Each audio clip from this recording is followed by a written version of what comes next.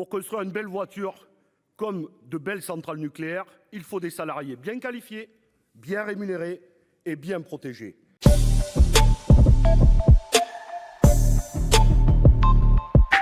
Notre groupe est favorable à la construction de nouveaux réacteurs nucléaires à côté du développement des énergies renouvelables pour acquérir une indépendance énergétique qu'il ne faut pas confondre avec souveraineté énergétique. Si notre groupe y est favorable, c'est parce que la crise climatique nous impose de combiner les énergies, de continuer à décarboner à un coût maîtrisé pour rendre les prix supportables pour tous les usagers, résidentiels, mais aussi les collectivités et les entreprises. Et comme il n'y a pas d'énergie propre, car toute activité humaine a un impact sur la nature, c'est bien la combinaison des différents moyens de production d'énergie qui nous permettra une indépendance, sachant que pour la souveraineté, il nous faudrait nous extraire de l'uranium et arrêter les livraisons du Kazakhstan et du Niger, ce qui est impossible. Avant d'en venir au fond, je voudrais, Madame la Ministre, vous dire un agacement.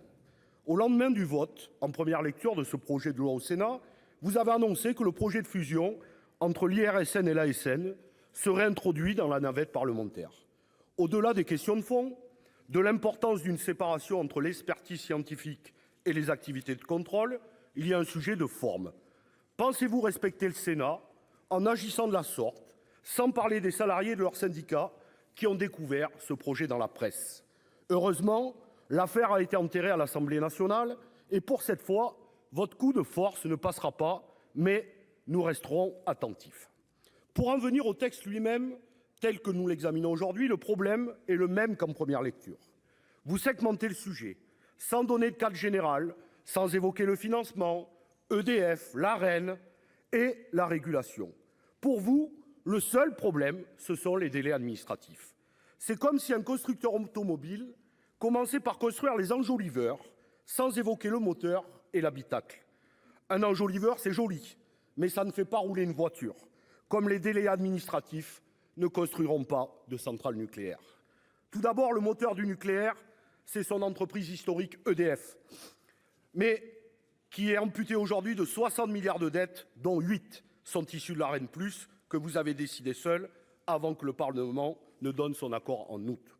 Comment le groupe que vous êtes en train de réétatiser pourra-t-il investir plusieurs dizaines de milliards d'euros dans 8 nouveaux EPR avec un tel endettement?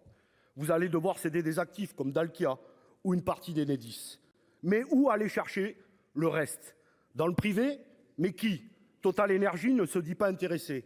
Des investisseurs privés et étrangers? Dans ce cas, Madame la Ministre, il serait bon que la représentation nationale soit impliquée pour que nous donnions notre avis. La question du moteur ayant été posée, parlons maintenant de l'habitacle et du volant, à savoir la régulation.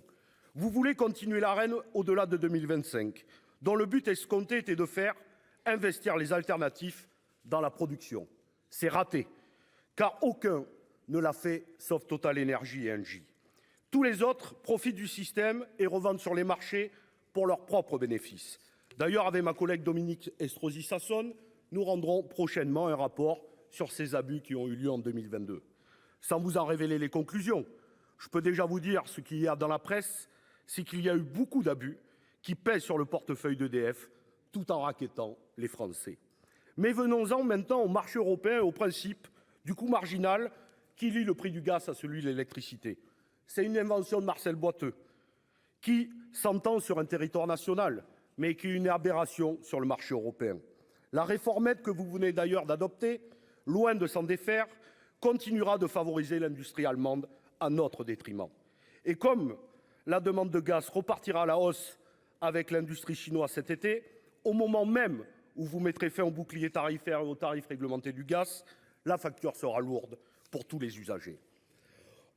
Enfin, dernier point, Madame la Ministre, pour construire une belle voiture comme de belles centrales nucléaires, il faut des salariés bien qualifiés, bien rémunérés et bien protégés.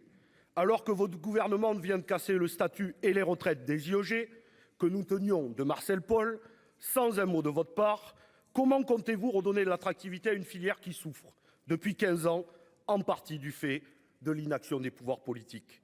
Comment, puisque vous dites 100 000 recrues, du chaudronnier à l'ingénieur, vous allez donner envie à une génération de se réinvestir, notamment dans le nucléaire? Là encore, pas de réponse. Votre texte n'aborde aucune de ces questions structurelles qui pourtant indispensables aux objectifs que vous lui assignez. C'est pour toutes ces raisons que notre groupe s'abstiendra. Je vous remercie.